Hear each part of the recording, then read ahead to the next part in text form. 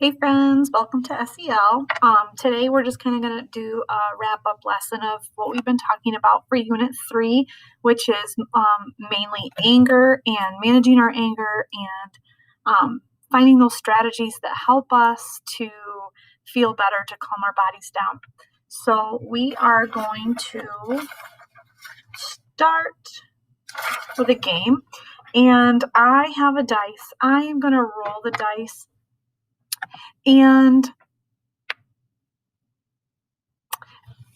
for each number, sorry, I'm pulling up my document that shows what each number means. Each number has something that a question that we're going to answer. So when I roll the dice, I'll show you the number. I got a number 5. Number 5 says, describe an anger warning sign that you might notice when you're starting to feel angry. So over the last couple weeks, we've had a lot of time to think about what makes us angry, how we can calm down when we're getting angry, how we know that we're getting angry. And so we're going to go through and answer some of these questions. So I'm going to roll the dice, and then I'm going to give you a little bit of time, and I want you to answer this question. You can answer it out loud, or tell somebody who's at the house with you the answer to your question. So here we go. Number 3. Name one thing that makes you feel angry. I want you to think right now, what is something that makes you feel angry? Go ahead and answer that. You can say it out loud. You can tell somebody near you. What makes you feel angry? All right, I'm going to roll the next one. Number 6. Name a calm down strategy that you can use when you feel angry. We've talked about quite a few over the last few weeks. What is one calm down strategy that you want to use when you get angry?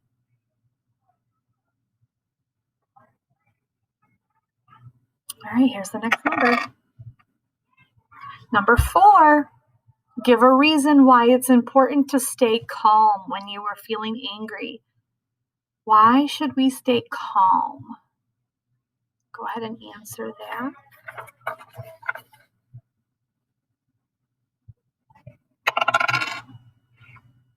Number 5, describe an anger warning sign that you might notice. Something that tells you, something your body is doing to tell you you're getting angry. A couple weeks ago, we read a story about all the different things that happened. His heart was beating fast. His breathing was heavy. His cheeks felt hot. What is something that your body does to say that you're getting angry and you need to calm down?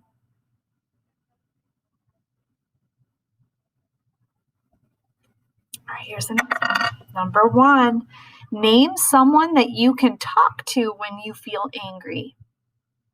Who is somebody that you can talk to? Is it a mom or a dad, a teacher, a friend?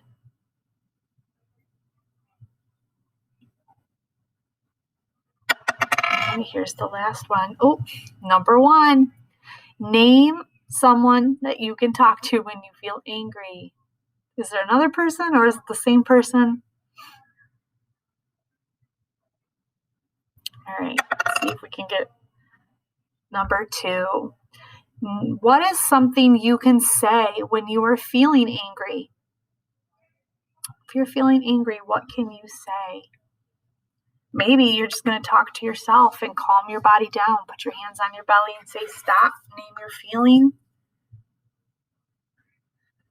All right, so you should have gotten this in your Friday folder last week, and this is what we're going to be working on right now.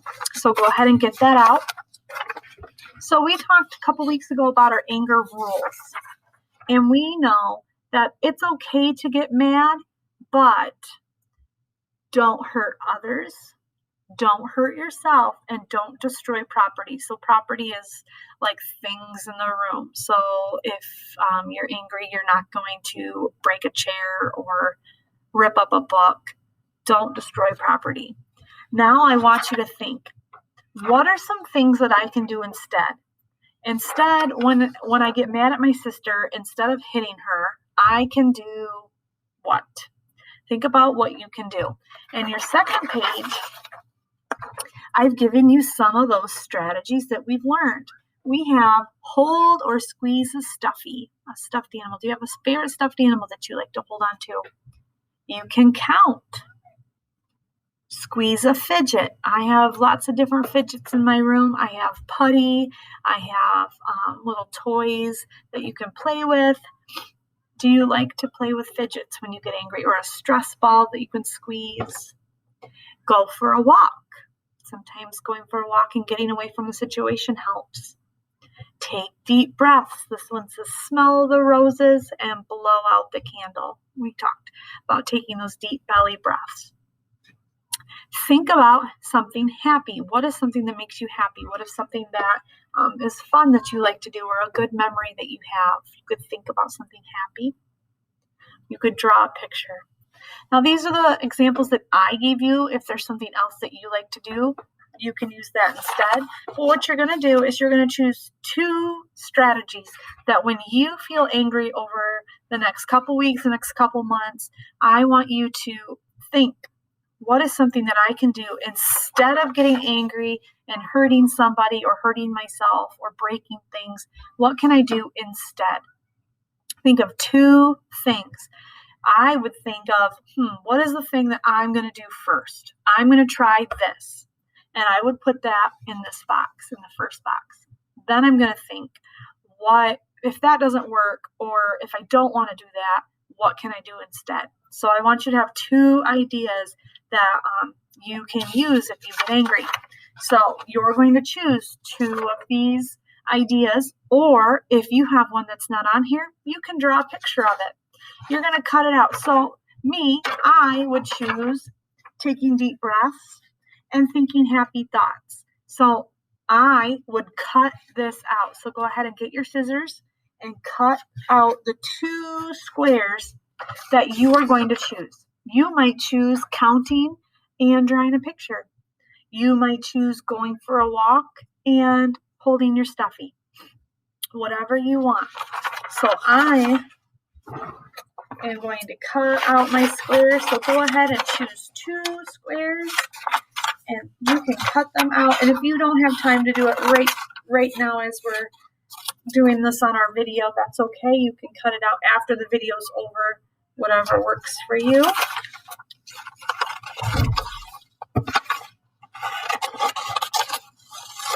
So I've cut out think happy thoughts and take deep breaths.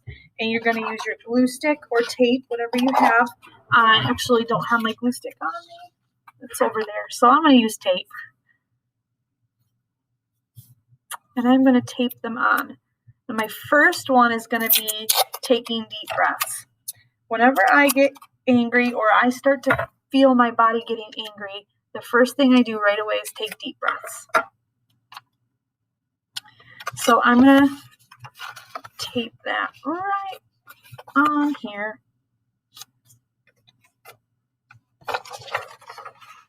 Take deep breaths. That's my first one.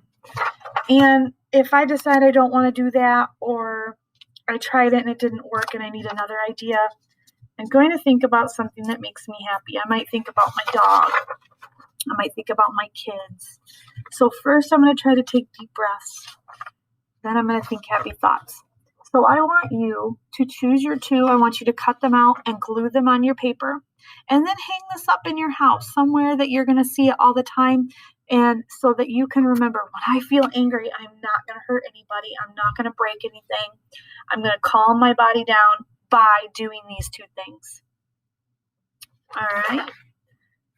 So we are going to end today's lesson. I know it's a little bit short, but we've been doing a really great job of learning about anger and how to calm our bodies down. We're going to start a new lesson next week. So I'm going to end today with reading a story. And this is kind of a long story. It's a book about relaxation. And we talked about relaxation a couple weeks ago, how to calm our bodies down, relax. And this octopus is going to do that. So this is called Angry Octopus. And the pages are a little bit shiny, so hopefully you can see them all. Angry Octopus, a relaxation story. The sun's morning light trickled down through the water to the entrance of a cave. An octopus sleeping inside the cave could feel the life energy of the sun touch his face. He took a deep breath and covered his eyes. He stretched his body and ventured outside of his home. Just in front of the cave was a seashell rock garden that he had created. Each morning he would begin his day by eating breakfast in his special garden as he watched the ocean come to life in the morning sun. This morning his garden looked different.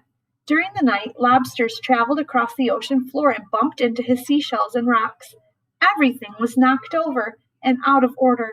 The octopus was not happy. In fact, he was very angry.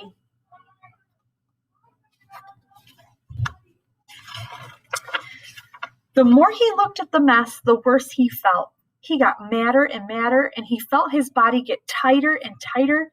His muscles were tense, and his stomach was rumbling like a volcano.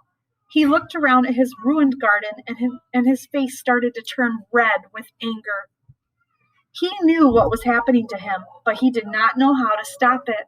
He was so angry that he thought he might explode, and he did. The angry octopus lost his temper, and he screamed and yelled, and he released a purplish-black cloud of ink into the water around him. He felt frustrated and out of control. He didn't feel like he was the boss of his own body or feelings, and now he couldn't see through the dark ink cloud surrounding him.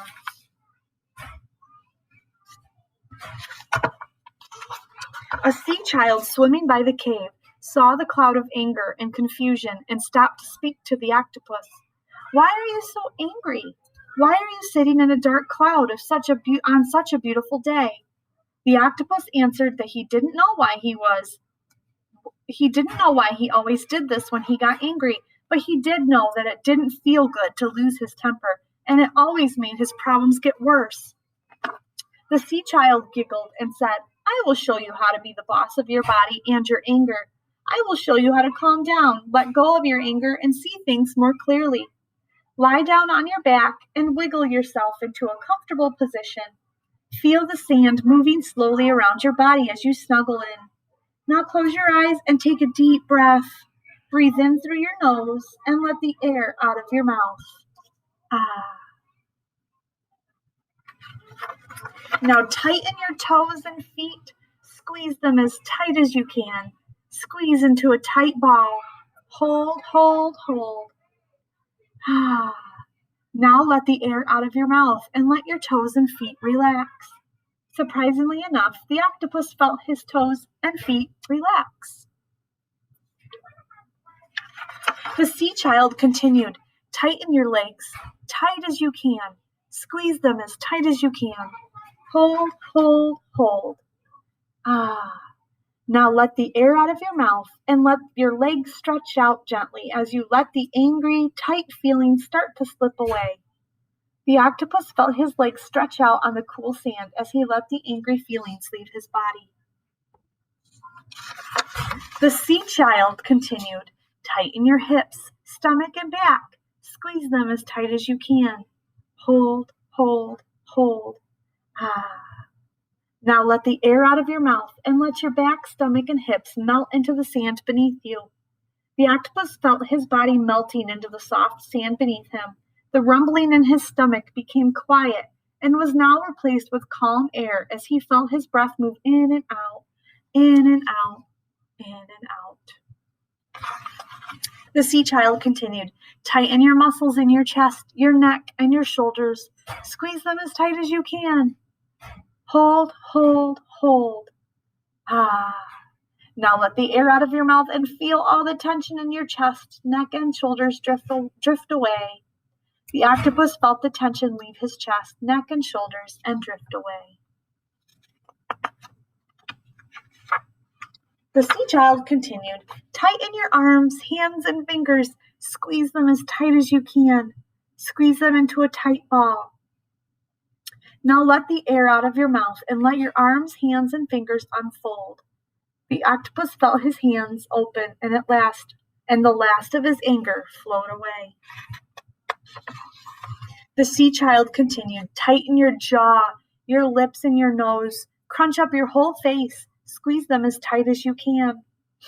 Now let the air out of your mouth and let your face and skin soften. Excuse me. The octopus felt his skin soften. The octopus enjoyed how relaxed he felt. He focused on how his breath was moving in and out, in and out, in and out, filling his belly with warm, happy air. He felt relaxed and peaceful. The sea child continued, tighten and wrinkle the skin on your forehead and the thoughts in your head. Squeeze them as tight as you can. Now let the air out of your mouth and let your forehead and mind become smooth and clear and still. The octopus stayed very still for the next few moments. He realized that he was now the boss of his own body and feelings. He felt his breath moving in and out, in and out, in and out, touching every cell of his body. He felt good. After a few moments, the octopus opened his eyes. His mood had shifted and the color of his body had returned to a warm shade of brown. He felt calm, balanced, and comfortable in his own skin. The dark cloud that had surrounded the octopus was gone. The ever-moving ocean had replaced it with a pure blue water. In this calm, still moment, he realized that he could see things more clearly. He realized that he could solve his problems without being angry. With a little help, he could fix his seashell rock garden. The octopus asked the sea child if she would help him. Together they worked and laughed as they created a new seashell rock garden that was more beautiful than anything he ever imagined. Being the boss of his angry feelings helped the octopus to make a new friend. Being calm helped him to see new possibilities. It helped him to think clearly. Now, whenever the octopus feels like he is going to explode with anger, he takes a deep breath.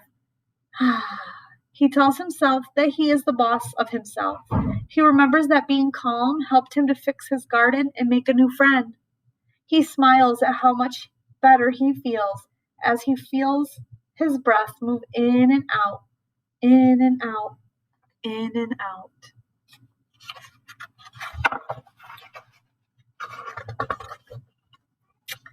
So that was a story about really what we can do to help ourselves calm down.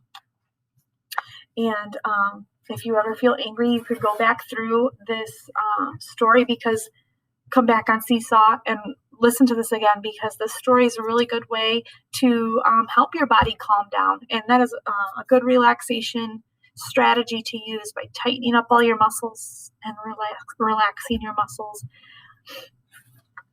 Don't forget to do this if you have not already done it. If you waited till the end, do that now.